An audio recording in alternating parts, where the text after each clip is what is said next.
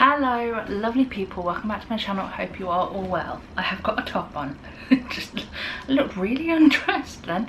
Enough about me. We're back with another video, another nervous guide, because if you can't tell by my surroundings, I am currently not in the West Midlands. I'm in London seeing some shows. I saw the Mad Ones again last night. I'm not doing a video on that because by the time everything was going to come out it's going to be too late, but it was phenomenal. But enough about that. We are here to talk all things Mrs. Warren's profession in relation to sensory, content, and everything that normally goes in this video. I'll make more sense in 2 seconds, so stick with me. Let's do this.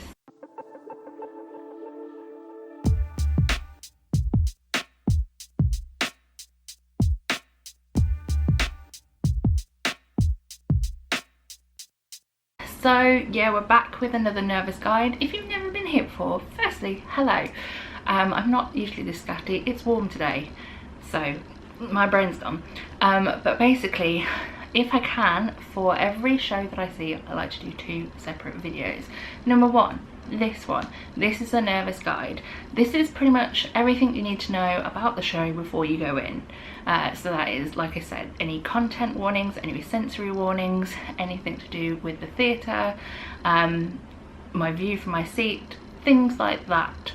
Then the next video we do is the review. The review is always put in inverted commas because I am in no way professional.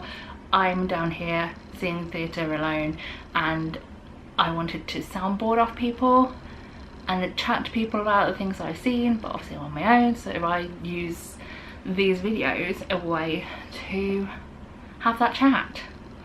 So yeah, that is pretty much that. Let's talk about Miss Warren's profession. I keep forgetting what its name is. It is at the Garrick Theatre here in London. I have visited the Garrick a few times before. I sat in my seat and I was like, I think the things I've seen at the Garrick are most definitely the most varied collection of things I've ever seen. For example, I saw Young Frankenstein there. I've seen For Black Boys Who Consider Suicide When the Hue Gets Too Heavy. I saw Why Am I So Single? I think I've seen other things there. Drifter's Girl was at that theatre. If it wasn't, apologies. But yeah, I've been there a few times, so I know how things go. Also, this ticket was a rush ticket, so I spent 30 British pounds on it. I don't know how easy it is to get a rush ticket. It is a Wednesday when I'm watching it, or when I watched it. It is also half-term week, so swings and roundabouts. But whilst we're talking about my seat, I was in E7 in the dress circle. It was a pretty decent seat. The back row of the dress circle, there was no sight lines as such. As always, I will try and leave my view from my seat here in case you need to know anything about it. But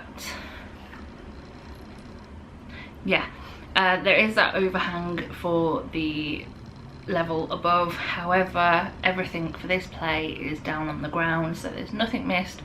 It was a really decent seat.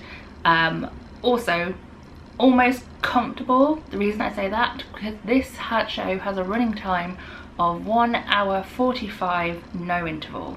So my advice, don't do what I do, or I did, and go to the theatre, go straight to your seat, sit down, because that means you essentially sat in the same position, give or take a couple of wriggles, for about 2 hours. I should learn from my mistakes.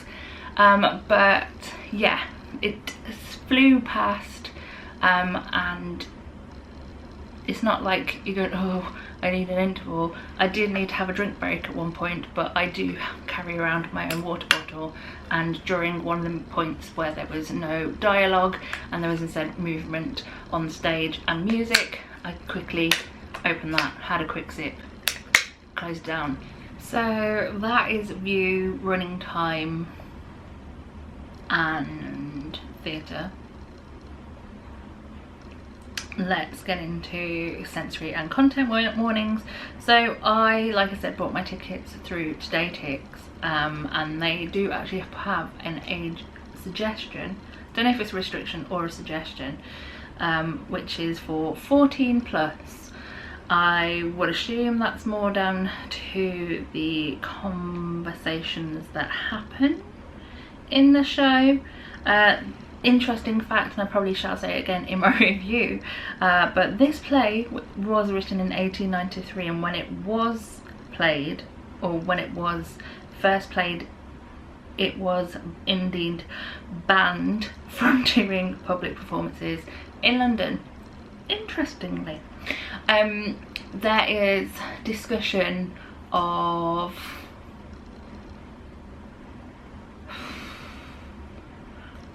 prostitution, is that the best way to describe?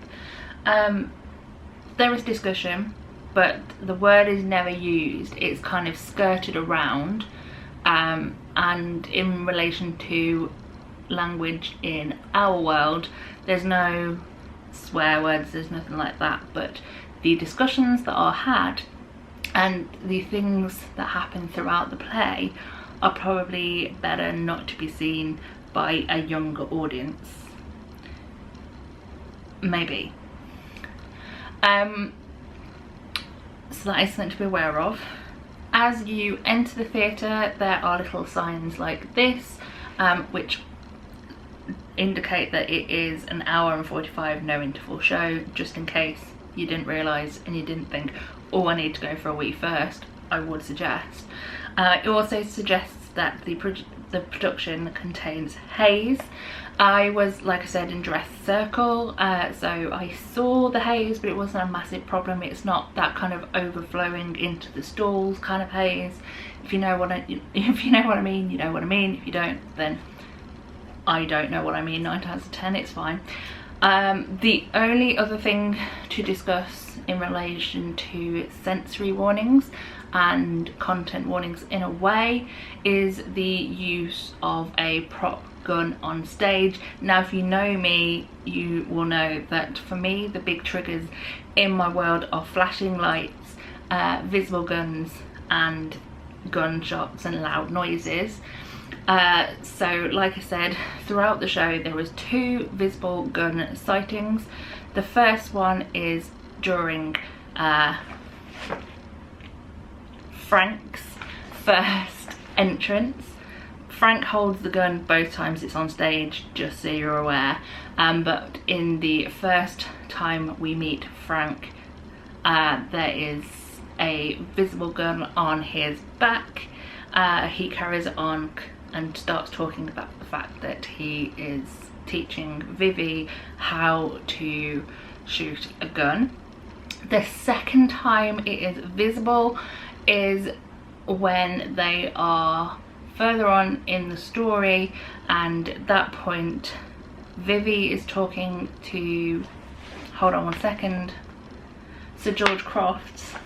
I was paying attention, but my name knowledge is terrible. She is talking to him on the stage. She then runs to a corner, rings a bell, and Frank comes out again, but this time he is holding the gun as such.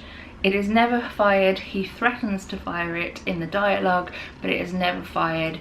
But it is just something to be aware of, because I was unsure whether it would be fired, and so I covered my ears a little bit. Just going back to content warnings, I have just googled, and the AI overview, which is my friend 9 times out of 10, does suggest that there is discussions about sex work, social and economic factors influencing women's choices, and complexities of morality. Ta-da! That has put it much better than I ever would. Let's be honest, AI could take me over, no problem. But like I said, there is no actual mention as such as the word of prostitution and sex work. It is implied, but there is conversation surrounding it and how a couple of the characters are involved in it. That is something to be aware of. we're back. So yeah, basically that is everything that I feel I need to say. Quite easy on the sensory side, which is always a gem, especially where I feel like the show I'm seeing tonight is going to be a bit more of a sensory overload, but we'll see. But anyway, from me sitting on my carpet floor in my hotel room, I'm going to leave this video here and say thank you very much for watching. I hope you enjoyed it. If you did, please subscribe. I never say this because I don't want to push myself on anybody, but if you enjoy me or if you find these nervous guides at all helpful, please tell your friends, because I always say if these were around for every single show that I see prior to going in, it would make my life so much easier, because I become very anxious, especially when I'm on my own seeing a show, because I don't know what to expect, and sometimes I don't like it. But yeah, that is pretty much that. I'm going to shut up because I need to eat and leave for tonight's performance of something completely different. So thank you for watching this channel. All that's left to say is the usual, which is that I love you all lots, and finally, so long, farewell, auf Wiedersehen, and goodbye.